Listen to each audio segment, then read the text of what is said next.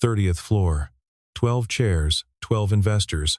One man in a blue uniform near the door, old plastic clipboard, back straight. Ford Callahan. Ground floor security.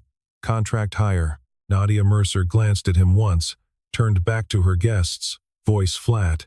That position, we haven't found someone qualified. We're using a temp service. No one looked at Ford. Cole Briggs stepped forward, pointing at the exit.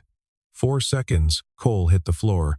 Ford hadn't moved. He looked at Ashton at the head of the table. Voice low enough the room held its breath to catch it. You have 6 hours. The shift ended at 4:30. Same as always. Ford Callahan walked out through the service exit on the south side of the building, the same way he came in every morning, not because it was required, but because it kept him away from the lobby crowd. He had 11 minutes before he needed to be at James's school. James was 8 years old and already the kind of kid who made adults pause mid-sentence. He had his mother's eyes and his father's habit of watching a room before he spoke. When Ford pushed through the gate at Birchwood Elementary, James was sitting on the front steps with his backpack between his feet and a folded piece of paper in his hand, a map he'd drawn during free period. Streets, intersections, a hand-labeled compass rose in the corner. They walked home the way they always did, cutting through the small park on Clement Street, past the dry cleaner, up the hill. James explained the map as they went, not proudly, just factually, the way he explained most things. He said he'd drawn the scale based on how many steps it took to cross a block. Ford listened without interrupting. When James finished, Ford said, "Your scale's off by about 10%. South blocks are longer than north ones on this side of the hill." James looked down at the map, then back up. He didn't argue. He pulled out his pencil and made a small correction at the bottom. That was the end of it. Their apartment was on the 4th floor of a building that had been better decades ago. 2 bedrooms, clean, not crowded. The furniture was spare: a couch, a kitchen table with 4 chairs, James's desk beneath the window with the good light. On the corner of Ford's own desk sat a thick, cloth-covered notebook. Not a journal. Ford had never kept a journal. This was a log: timestamps, locations, behavioral notes, patterns. He filled 1 entry a night, written by hand, in the kind of shorthand that would mean nothing to anyone who hadn't been trained to read it. He'd started the log 6 weeks into the job at Mercer Capital, not because anyone asked him to, because after the 3rd week, he'd noticed something in the access patterns on the building's internal camera system: door requests at odd hours, certain floors logging maintenance entries that didn't correspond to any scheduled work. Small things, the kind of thing that meant nothing if you saw it once, and something very specific if you saw it 12 times. Ford set the notebook on the edge of the desk and went to start dinner. James came in from the hallway, already talking about the next map he wanted to draw: the whole neighborhood, block by block, to real scale this time. Ford handed him a cutting board and a knife and told him to start on the carrots. James took both without complaint and kept talking. Later, after James was in bed, Ford sat at the desk for a while with the notebook closed in front of him. He thought about what he'd seen that afternoon: a man on the 14th floor, standing outside the server room for 40 seconds longer than a conversation warranted, then walking away without badging in. Ford opened the notebook. He wrote the time, the floor, the direction of travel, and 1 word: confirmed.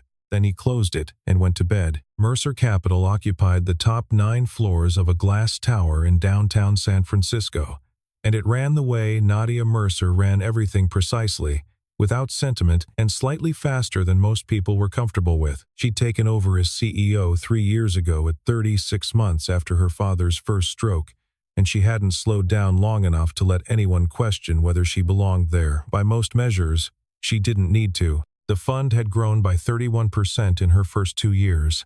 The 3rd year was on pace to beat that. She arrived at the office at 7 every morning and left after 8 most evenings. She read every material that crossed her desk. She remembered numbers the way other people remembered faces. Her father, Edward Mercer, had built the fund with patience and instinct, and a long tolerance for risk that bordered on stubbornness. Nadia operated differently: leaner, faster, with a preference for data over intuition. It worked. It had always worked. The person she trusted most inside the firm was Derek Ashton. He'd been with the company for 15 years, longer than anyone else in senior leadership, and Edward had trusted him the way you trust a man who's been in the room for every major decision. Ashton was 51, silver-haired, deliberate in speech, and never visibly rattled. Nadia found his consistency reassuring. He was preparing all internal documentation for an upcoming independent audit. Mercer Capital was positioning for expansion into Southeast Asian markets, and clean financials were non-negotiable. Ashton had overseen the last 3 audits without incident. She had no reason to expect anything different. Cole Briggs was her head of personal security. He was 42, 6'3", former Marine, and the kind of man who communicated primarily through posture. He stood when Nadia stood, moved when she moved, and stopped when she stopped. He had been with her for 4 years, and in that time he had assessed every person who entered her professional sphere with the same narrow, unhurried attention he gave to strangers on the street. He had looked at Ford Callahan exactly once on a Tuesday morning in the building corridor, when Ford was coming off a night shift and Cole was arriving with Nadia. Cole had registered him, filed him somewhere in the back of his mind, and not looked again. Ground floor contract security. Not relevant. What Cole did not know, what almost no one in the building knew, was that Derek Ashton had been moving money, not in large, obvious quantities, but in careful increments, routed through a chain of holding companies that touched 3 different jurisdictions before arriving at a trust registered in Luxembourg under a name that was not his own, but was tied to his family through a layer of paperwork that would take someone with the right access and the right training to follow. He had been doing it for 14 months. The upcoming audit was not a routine event for Ashton. It was a deadline. He had started making decisions in the past 6 weeks that reflected the pressure of that deadline. Access requests at off hours. Documents that passed through his office longer than they should have. A visitor 3 Fridays ago, who had arrived without being on the guest list and left 40 minutes later with nothing in his hands. Ashton had explained the visit to the front desk as a personal acquaintance. The front desk had logged it and moved on. Ford had logged it too. He just hadn't moved on. The first time it happened, Nadia hadn't intended it as anything. That was almost what made it worse. She had been walking a group of prospective investors through the main floor, a quarterly ritual, part tour, part performance. 4 men in tailored suits who managed between them something close to $900 million in uncommitted capital. Nadia knew each of them by name, by investment history, by the things that made them hesitate and the things that made them sign. She was good at this. She'd been good at it since before she had the title to go with it. They had passed the security desk near the east lobby when one of the investors, a man named Holt, who had a habit of asking questions at inconvenient moments, glanced toward Ford and said, "What does your security setup look like day to day?" It was an idle question, the kind that meant nothing but wanted an answer. Nadia had looked at Ford for 1 second standing at his station, clipboard on the desk, hands loose at his sides, and answered without breaking her stride. "That position, we haven't found someone qualified yet. We're using a temp service in the meantime." She said it the way you'd explain a gap in office furniture. Then she turned back to Holt and resumed what she'd been saying about their risk management protocols. Ford heard every word. He was 6 feet from her when she said it. He did not look up. He did not change his expression. He watched the group move through the corridor and disappear around the corner, and then he went back to the clipboard. His pen moved down the list. He drew a small line next to a name. That was the only thing in his posture that changed. What no one saw because no one was watching him was that the name he marked wasn't on the approved guest register. It was a man at the back of the investor group, someone who had walked in attached to Holt's party and who had not been pre-cleared, who had smiled at the right moments and held his visitor badge at the angle that made it look legitimate without actually showing the number. Ford had clocked him from the moment the group came through the door. He clocked the angle of the badge. He clocked the way the man oriented himself to Ashton's office floor on the building directory as they passed. The second time happened 11 days later, at an investor reception on the main conference floor.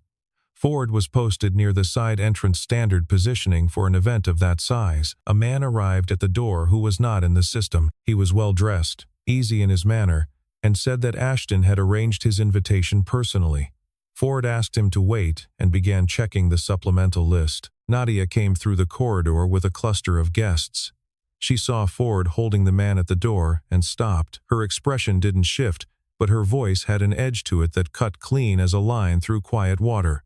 "Let him in. Your job is to check names. not evaluate guests. She didn't look at Ford when she said it. She looked at the man at the door, gave him a small apologetic gesture, and walked him in herself. Ford stood at the entrance for a moment after they'd gone inside. Then he took out his phone and photographed the man's face from the directory feed on the lobby monitor. He sent the image to a number that had no name attached to it in his contacts. The reply came back in under 4 minutes. A single word. Confirmed. He pocketed the phone and went back to his post. Oren Vasquez found him in the parking structure on a Wednesday evening, just before the second shift changeover. Ford was walking to his car when he heard footsteps behind him, hurried, uneven, the sound of a man who hadn't decided whether to speak until he was already moving. Oren was 44, head of internal IT, a man who wore his intelligence quietly and his anxiety visibly. He caught up to Ford near the stairwell exit and stopped, one hand on the concrete pillar, breathing faster than the walk warranted. He didn't introduce himself. Ford already knew who he was. "I found something," Oren said. He kept his voice low even in the empty garage. "In the transaction routing, there are accounts the distributions don't match the fund structure. Money goes in and it doesn't come out the way it should. It branches, multiple layers." He stopped. He looked at his own feet for a moment. "I can't report it. If I report it, Ashton will know it came from me, and he knows something about me from before. I can't have it come out." He looked up. "I don't know what to do." Ford had listened without moving. He asked one question. "Do you still have the original data?" Oren nodded. "Leave it exactly where it is. Don't copy it, don't move it, don't open it again. Just leave it." Oren nodded again, more quickly this time, like a man being given instructions he'd already decided to follow. He left without another word. Ford stood in the garage for a moment with his hands in his pockets, then got in his car and drove to pick up James. 2 days later, the independent auditors arrived for a preliminary review session with Ashton on the 22nd floor. Ford was not invited. He was not on that floor, but he positioned himself in the corridor one level below, near the east stairwell, at a point where the ventilation shaft carried sound in a way the building's original architects hadn't planned for. He couldn't make out words, but he could hear cadence. He listened to Ashton's voice for 12 minutes, the rhythm of it, the pacing, the small involuntary accelerations that most people never noticed because they weren't trained to listen for them. When he got home that evening, he opened the notebook and wrote, "Response rate elevated on 3rd and 6th exchange. Left vocal register, consistent with performance under pressure. Not rehearsed, reactive. This audit is different and he knows it." He underlined the last sentence. Closed the book. James came in from the hallway and sat across from him at the kitchen table. He had a question, delivered in the flat, curious tone he used when something had been sitting in his head for a while. "Dad, if you know someone is doing something wrong and nobody else knows, what are you supposed to do?" Ford looked at him. He considered it the way he considered most things without rushing. "Collect evidence," he said. "Not opinions. Evidence." James thought about that. What's the difference? An opinion is what you think happened. Evidence is what you can show someone who wasn't there. His son turned that over for a moment, then seemed satisfied. He got up, poured himself a glass of water, and went back to his room without ceremony.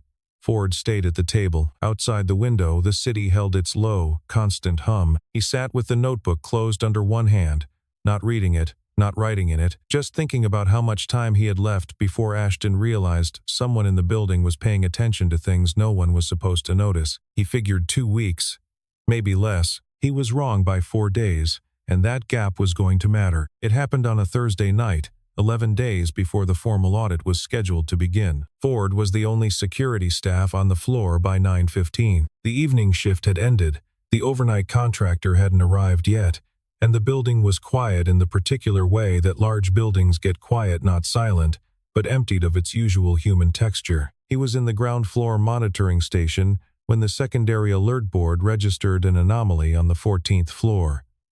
Not a breach alarm, just an access request logged to maintenance, time-stamped 11 minutes after the last scheduled maintenance window had closed. Most people would have flagged it for morning review. Ford was already moving. He took the service stairs, not the elevator. He came out on 14 at the east end of the corridor, away from the server room, and moved along the wall without turning on the overhead lights. The emergency lighting was enough. He heard them before he reached the room. The specific sound of data transfer, a low electronic pulse that most people couldn't identify, but that Ford had learned to recognize 15 years ago, in a context that had nothing to do with corporate finance. There were two of them inside. The server room door was open. Someone had overridden the badge system from the inside, which meant whoever had arranged this had access to building infrastructure at a level that went well above Ashton's public role. Both men were at the primary rack, one connecting a portable drive, one watching the corridor through a mounted camera monitor that had been switched to local display, away from the central feed. They hadn't disabled the backup system. Ford had quietly ensured, 3 weeks earlier, that the backup system ran on a physically separate circuit. He didn't call the police yet. He knew that the moment law enforcement entered the situation, Ashton's people, whoever was on the receiving end of this transfer, would have the drive remotely wiped before a warrant could be obtained. He needed the connection severed from the inside first. He pulled the manual override on the server room door, a mechanical failsafe, analog, the kind that predated the building's current security infrastructure, and that no one had bothered to remove when they upgraded everything else. The door locked. He called Oren. Cut the external connections to the server room. Right now. Don't ask me why. A pause of about 4 seconds. Then the sound on the other end of the line changed, and Oren said, "Done." 40 seconds later, the door came off its hinges. The two men were larger than Ford, and faster than their build suggested, and one of them knew exactly what he was doing. What they didn't know, what Ashton hadn't told them, or perhaps simply hadn't known to tell them, was that Ford had spent 8 years in environments where the margins for error were measured in fractions of seconds, and where losing was not an outcome you planned around. The confrontation was brief. It was not balanced. Both men were on the ground when Ford called the police, and he was back at the monitoring station with his notepad open by the time the first unit arrived. The next morning, Nadia received the incident report from building management. She read it standing at her desk, still in her coat. It described a 2-person intrusion into the primary server room, a thwarted data extraction attempt, 2 individuals in police custody, and a security intervention carried out without injury to any Mercer Capital staff or damage to any equipment. She asked her assistant who had responded. Her assistant checked the log. Ground floor security, Miss Mercer. The contract hire, Callahan. Nadia stood with the report in her hand for a moment. Then she set it on the desk and took off her coat. She didn't say anything, but that was the first time she'd been quiet about something she hadn't expected. And she noticed the unfamiliarity of it, the way you notice a sound you can't quite place. Cole Briggs found Ford in the corridor outside the east stairwell the following morning, which was not an accident. Cole operated with the kind of deliberate precision that made accidental encounters seem structurally impossible. He put himself in Ford's path at 8:47, before the day shift fully populated the floor, and he said what he'd been sent to say. "You acted outside your designated area. Miss Mercer wants a full written report on last night, every decision, every action, every contact made. You have until end of day." He paused, letting that settle. "Or you can save us both the paperwork and tender a voluntary separation." Ford looked at him for a moment. Cole was a serious man, and Ford had no interest in diminishing that. What he said was, "I'll have the report on her desk by noon." Cole held his gaze for another 2 seconds, then stepped aside. The report Ford submitted was 14 pages. It opened with a time-stamped log of every access anomaly he'd documented in the past 6 weeks, 43 entries, each with location, time, and behavioral notation. It then moved to a technical reconstruction of the previous night's intrusion, the exact method of the server room bypass, the equipment the two men had brought, the data directories they had attempted to access, and the specific reason why cutting external connections before calling law enforcement was the only sequence that preserved the evidentiary integrity of the transfer logs. The final 4 pages were a technical analysis of the backup system's independent circuit architecture and how the override had been executed. It was not a security guard's report. It read like documentation prepared by someone who had spent a career thinking about exactly these problems, written in the compressed, precise language of someone who had learned to put the right information in the fewest possible words, because there had been situations in which the number of words available was very small. Nadia read it alone in her office, door closed. She read it once, then went back to the beginning and read it again. She set it down and looked out the window for a while. Then she pressed the intercom. "Send Cole in." Cole came in and stood at the desk. She held up the report. "Who wrote this?" "Callahan," Cole said. He said it neutrally, the way he said most things. Nadia set the report flat on the desk. She smoothed the top page once with the edge of her hand. "That will be all." Cole left. She stayed at her desk and didn't move for another minute, which was unusual for her. She was a person in constant forward motion, always the next item, the next decision. Stillness cost her something, but she sat with the report in front of her and tried to locate the category it belonged in, and she couldn't find one. The man she had described to a room full of investors as someone who hadn't met the qualification threshold for his own job had just prevented a data extraction that her entire security apparatus, Cole Briggs included, had not detected was coming. She did not go to the ground floor. She didn't call him up. She had no language ready for whatever exchange that would require, so she filed it and moved forward, which was what she always did. But the report stayed on her desk instead of going into the cabinet, and she was aware of it the way you're aware of something you've put down in a wrong place. Meanwhile, on the 14th floor, Derek Ashton sat in his office with the door closed and his phone face down on the desk. He'd received word of the arrest within an hour of it happening. He had spent the rest of the night and all of the morning reassessing. The plan had failed. The data was intact. The audit was still coming. He needed Ford Callahan removed from the building before the end of the week. He picked up his phone and called Cole. Nadia ran the search herself on a Thursday evening, with the office nearly empty. She used the internal HR portal. First Ford Callahan, date of birth, employment history. What came back was thin to the point of being almost comical. Name, start date, contract agency. Emergency contact, a woman named Mrs. Patricia Hale, listed as neighbor. No prior employment listed. No educational history, no references on file beyond a standard clearance check from the agency, which had come back clean. 5 years of his life, simply absent from the record. She sat with that for a while. Then she called a number she hadn't used in 2 years, a contact at the Department of Homeland Security, a man she'd worked with when the firm had gone through an executive security consultation. She explained what she was looking for without explaining why she was looking. She gave him the name. She asked him to pull what he could. He called back in 19 minutes. When he spoke, his voice had changed in a way she recognized, the careful flatness of someone choosing each word individually. "Nadia, I can't tell you anything about this individual. What I can tell you is that the file exists, that it's above my access level, and that whoever cleared him for that position knew exactly what they were doing." A pause. "Don't let him go." She set down the phone. Outside her window, San Francisco spread out in the early evening light, the bridges in the distance, the bay between them, the cold, pale sky over everything. She was 33 years old, and she ran a $4 billion fund, and she had never, not once in 3 years at the helm of this company, felt as thoroughly uninformed as she did in that moment. She stayed at the window for a while, not because she expected clarity from it, but because movement seemed wrong. Downstairs, in the parking structure, Oren Vasquez was already moving. He'd held the data for 12 days, exactly as Ford had asked. Now he was carrying a flash drive in his jacket pocket and walking toward the stairwell where he knew Ford's car was parked. He'd made his decision somewhere in the previous 72 hours. In the way that people who have been afraid for a long time sometimes make decisions not with resolution, but with exhaustion. Ford was at his car when Oren appeared. He took the drive without a word, looked at it once, then put it in his pocket. "If this goes the way you think it will," Oren said, "he's going to know it was me." "He'll know before that," Ford said. "That's part of how this works." Oren swallowed. He didn't look reassured, but he didn't ask for more. Ford opened his car door, then stopped. "You have a sister in Portland.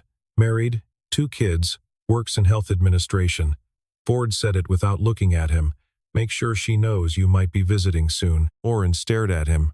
"How do you know that?" Ford got in the car. That night, after James was asleep, Ford opened the drive on his personal laptop, not the machine he used for anything connected to Mercer Capital's internal network, a separate device, air-gapped, that he'd been running on a separate network connection since the second week of the job.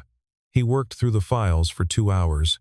What Oren had found was the edge of something. What Ford found, deeper in the directory structure, was the shape of the whole thing: 14 months of transactions, layered through 3 jurisdictions, terminating in a trust structure that took him 40 minutes to trace to its endpoint.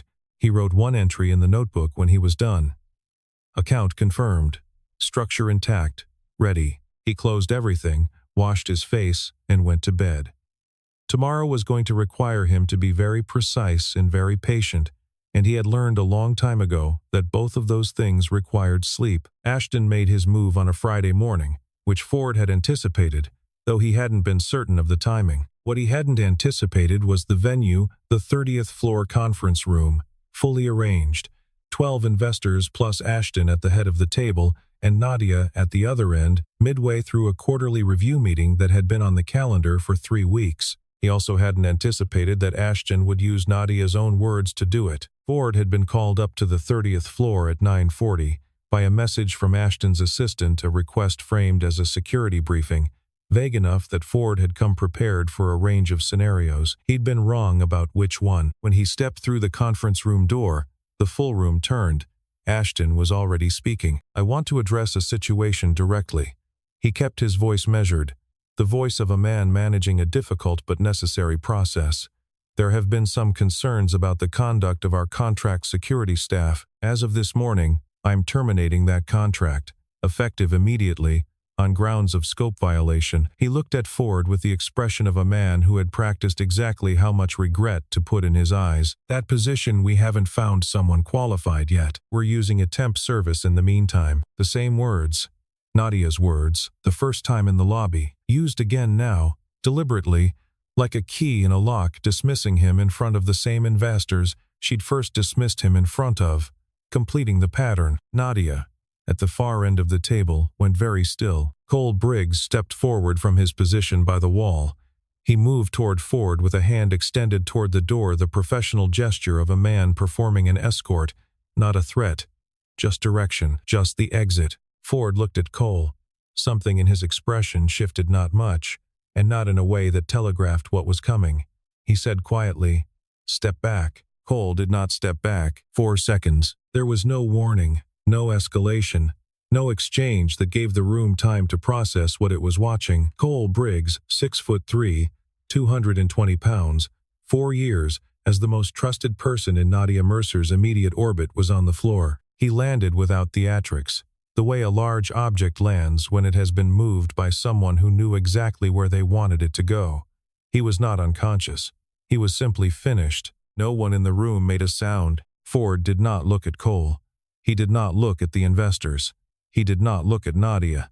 He looked directly at Derek Ashton, and he held that look for 2 full seconds before he spoke.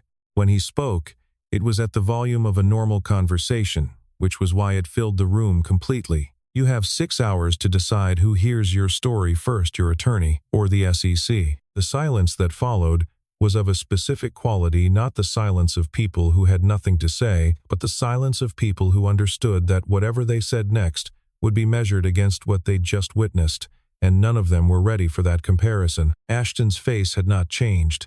That was its own kind of information, the face of a man who had prepared for many outcomes, and who was now working through the ones that remained. Nadia hadn't moved from her chair. She was looking at Ford, not at Cole on the floor, not at Ashton, at Ford. Her expression was not readable in any of the ways that expressions usually were: not anger, not confusion, not the specific kind of recalibration that looks like surprise. It was something quieter than all of those, the look of someone who had just understood that they had been seeing a room wrong for a very long time, and that the room itself had not changed at all. Ford turned and walked to the door. He stopped before he opened it, his back to the room. He didn't turn around. "Nadia," he said, "you'll want to stay." Then he opened the door and waited. She came. She didn't ask the investors to leave. She didn't call building management. She stood from her chair, straightened her jacket once, and walked to where Ford was holding the door. She looked at him not the way she'd looked at him in the lobby, not the measuring glance of someone deciding whether someone else was worth their attention, just a direct look, at full attention, that asked a question without asking it. "What do you need?" she said. "Access to the internal audit system. 20 minutes. And you stay in the room while I work." She held his gaze for a moment, then turned to her assistant, who had appeared at the doorway behind her. "Get him access. Full read on the audit partition." She followed Ford to the workstation at the side of the room. The investors had not left. Some part of her registered that, but it was not the part of her that was paying attention now. She pulled a chair beside Ford as he sat down and opened the system. She did not speak. She watched the screen. He worked through it methodically, which was how he did everything. No unnecessary movement, no backtracking, each step in sequence. He opened 14 months of transaction records. He showed her the first layer, disbursements from 4 sub-accounts, amounts within the normal variance window, individually meaningless. He showed her the second layer, the receiving entities, each a holding company registered in a jurisdiction with limited disclosure requirements. Delaware, the Caymans, the British Virgin Islands. He showed her the third layer, the consolidation point, a trust registered in Luxembourg, associated through a 3-step ownership chain with a name that was not Derek Ashton's, but that was tied to his family through a legal structure Ford had spent 2 hours the previous night mapping by hand. $47 million. Moved across 14 months. Broken into increments designed to sit just below every automated flag threshold. Routed through entities designed to dissolve on contact with scrutiny. Nadia read every screen. She did not ask Ford to slow down or repeat anything. She kept up. Then he opened a second directory. The room behind them had gone completely quiet. The investors were watching too. Now, the quarterly review forgotten on the table behind them. Ford pulled a folder of archived documents. The company name at the top was Different Hartwell Capital Partners, a fund that had been dissolved 9 years ago, under circumstances that had been characterized at the time as strategic restructuring. "Your father was a limited partner in Hartwell Capital for 6 years, Ford said. He didn't look at her when he said it.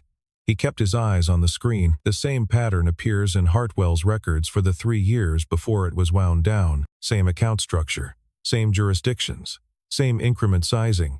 He paused for one beat. Edward Mercer was not aware of what Ashton was doing. He discovered a discrepancy in the final year and began an informal review. "Ashton was transferred to your fund as part of a confidential resolution agreement between Hartwell's remaining partners. The terms of that agreement included a non-disclosure provision." Nadia was very still. Her hands were flat on the desk surface. She was looking at the screen with the name of her father's old fund on it, and the documentation underneath it, and the through line it drew between that company and this one, and the man who had sat at the right hand of her family for 15 years. "He didn't know," she said. Her voice was even. "No," Ford said. "He didn't." The door to the conference room opened. 3 people entered, 2 in federal law enforcement credentials, 1 in the plain suit of a financial crimes investigator. They had a document in hand. Ford stood from the workstation and stepped to the side. The investigator looked at Ashton, who was still seated at the head of the table, and said his name once. Ashton stood. He straightened his jacket.